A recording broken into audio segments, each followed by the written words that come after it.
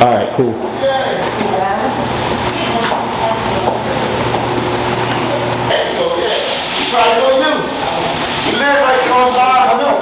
I know it's crazy, but I don't think I had a lot of.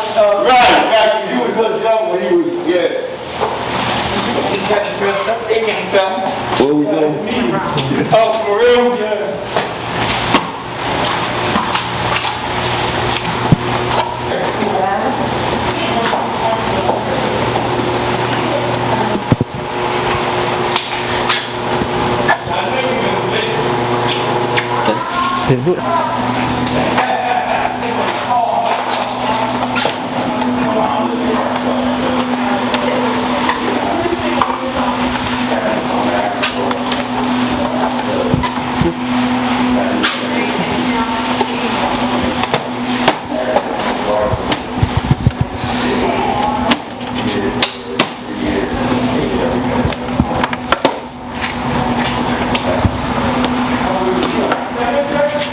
Yeah.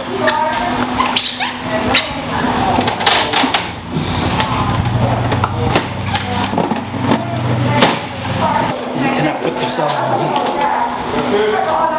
Yeah. Yeah, we good.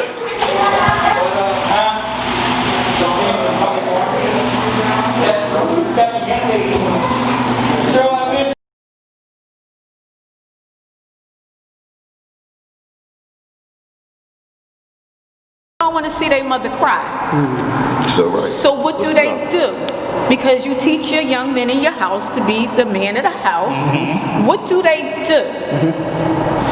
What happens? If you do a survey right now, if you go through any neighborhood in North Nobody will tell you that. You got to be from the inside in order to know No, that. you're talking to somebody who's been on the other side, who sold drugs for a lot of years, been clean 30 years. So I understand what they're up against. And you know what the options are. Right. What they going to do. So guess what? Who they best would listen to? Then somebody who's been Who there. been there. And that's why I do this with a passion. I don't do this for money. I do this to save lives. How can we relate to somebody who's here today and this situation? Because your situation, for as bad as it was in '89 when I was here, my mom didn't have. Yeah. But we was getting welfare and food stamps and everything. And come in here and get cheese right here. And cheese, exactly. Right here. And the 3-2 centers and the lines and all of that. So we're in the 3-2 center line on 24th Street and waiting for your check. But we had a check that was coming every 2 weeks.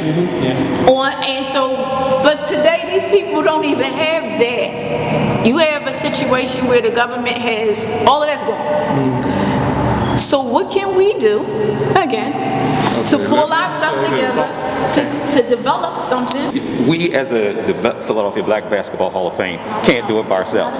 So to be out here today with the Brothers of Strawberry Mansion, we met about a month ago with the PAN organization because they're still working with kids and to making sure that we network and get because what we need is access to kids. Yeah, we need a... Without access to kids, whatever we have is no good. So ultimately, what we're doing is pairing ourselves with other organizations who have access to kids. We talked to a gentleman last night, Kelly, about going up and tutoring his kids up at his center. So we are putting boots on the ground to make sure. I drove up from Baltimore. It wasn't around the corner. So we're putting boots on the ground to make sure, and the only way that we can do that and be successful is if we continue to partner up. This epidemic, it changed all our situations. You know, like we was doing bus tours to the black museums, we was doing mentoring for kids at different colleges. But with the epidemic, it shut everything down. So we all got to figure out a new way to deal with it now. We collaborated across the city. We're actively doing this right now. just like Warren said, that we're reaching out. We're reaching out with the shirts. We're reaching out with the computers. They are very supportive because they're giving out the food. Over the summer, I was with a group. We gave out 20,000 boxes of food. So, and then you go around the city, you see long lines of all types of people. There's no separation of like what color this person is. There's lines of everybody out here who's in need. Poor people. And if we don't do something, as Rick mentioned, it's up to us. Our youth don't understand the basic rules of life, of being and I'll say a black young man or woman growing up in a community. What do you think about rules? Because you guys are all sports people. Most kids want balance. They play basketball inside the lines.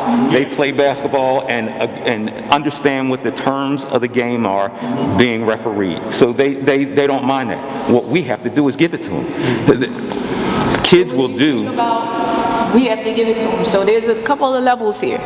With rules, most of us are probably around the same age, so we all kind of know that in the 90s, yeah, I'm 50-something, so I'm there. But that in the 90s, people kind of dropped the ball, and you had younger parents who didn't know the rules. So the rules didn't get communicated down the line, because if you don't know the rules, then you can't tell the rules as a younger parent. So how do we do, number one, is get people to understand these kids who don't have any rules, who don't understand the basic rules of being a black person in the United States of America. And that number one rule, how to act when you're stopped, because unfortunately a lot of our kids don't even expect to get stopped. They think that they come to a point where they're equal. How do you first tell people that they're not equal and that there are rules that you have to abide by? Because we can say that we're going to be this Biden thing and we're going to have freedoms and we keep coming of age and Obama made it, this, that, and the third. The reality is that doesn't happen for most of us. So what do we do for that? Rules. This is our job. This is why you see black males right here. Our kids don't have that opportunity when they go get educated into the school building to see black males. And like you said in the 90s, that degradation of our people, the black males got hit hard, and so was our women hit hard. But then that lack of respect because that male was on drugs, so the young person come out giving them no respect because they're addicted. So we beat that addiction, came out of that addiction, and now we know the game. So when they tried to play that game, that opioid game, it didn't come that strong into our community because they already did that before. So now we're trying to educate our young people that they can be successful, and they are. There's a lot of them that are being successful, but we still have the one little bad apple in the barrel who is significant to us, who we need to give him the opportunity to change his ways. And that's what's important. So that's why not only us, but behind us is 1,000 men who are trying and saying the same thing that I'm saying right now. But fortunately, God's put us together here today, and we can share that information just like if they were here. We fired a coach when we was 10, playing pee-wees, playing down Fifth and Allegheny. This dude going to holler at us and tell us something. We looked at him like, man, we don't really need you. We gonna walk down Fifth and Allegheny and we gonna play, we gonna win this championship. And that's what we did. And I still got my brothers around to prove it, and we've been friends for life. But telling the truth, those kids, the kids today, just like us. Come to me square, man. Don't give me no fake stuff. And we all been known each other for over, for a lifetime. And that's how we roll. It's funny, when I was running the baseball league, I was really, it was important not to have the right coaches. I said, you can't walk a straight line with crooked shoes on. You can't coach and be in the corner selling drugs the next day.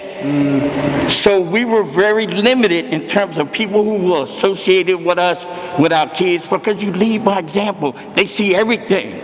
So the important thing was I showed kids love. You go hug a kid and say, hey, I love you.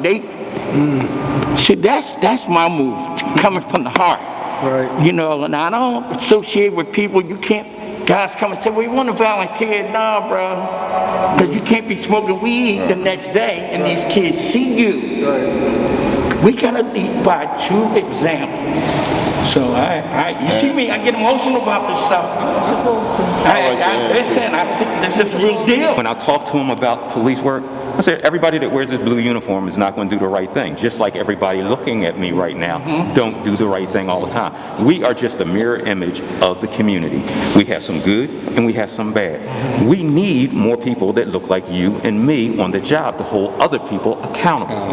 And the only way you get there is you stay clean. You stay out of trouble, because you can't come and do what I do if you done sold drugs, if you're still dealing drugs, if you are using drugs.